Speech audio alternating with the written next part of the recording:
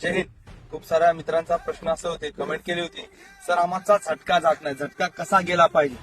मित्रांनो, झटक्यासाठी आता सध्या सुरुवातीला काय आहे, जी नवीन मुलं आहेत, आताच रिसेंटली 12वी झालेली आहे, पोलीस भरतीची नवीन सुरुवात केलेली आहे. मित्रांनो, गोळा लगेच जात नाही. गोळा घेतला आणि गोळा टाकला, त्याची नॅचरल बॉडी आहे, बॉडी एकदम फ्री आहे, त्याचा गोळा जाणार आहे. पण पहिल्यापासून पोळ्यांची बॉडी जी कडक आहे, त्यांचा गोळा कमी पडतो, कारण का बॉडी अजून फ्री झालेली नाहीये. त्यासाठी वेगवेगळ्या प्रकारचे एक्सरसाइज वर्कआउट करतात. त्यासोबत मित्रांनो, गोळ्याच्या झटक्यासाठी आता आम्ही काय केलंय, आपला रेग्युलर गोळा 7 किलोपेक्षा 7,260चा जो गोळा असतो, त्याच्यापैकी आम्ही हा गोळा 6 किलोचा घेतलेला आहे.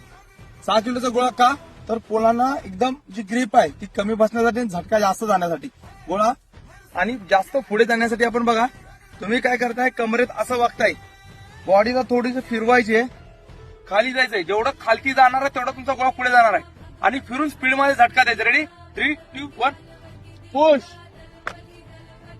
हा गोळा आउट ऑफला थोडासा राहिला, फक्त मुवमेंट वरतीच गोळा टाकायची काही गरज पडत नाही. आणि मित्रांनो, यासोबतच उंचावरती काहीतरी बांबू बघा, रस्सी बांधा किंवा झाड वगैरे असेल, जेवढं उंचावरती गोळा फेकता येईल त्याच्यावरती टार्गेट पकडून गोळे पुश करत राहा.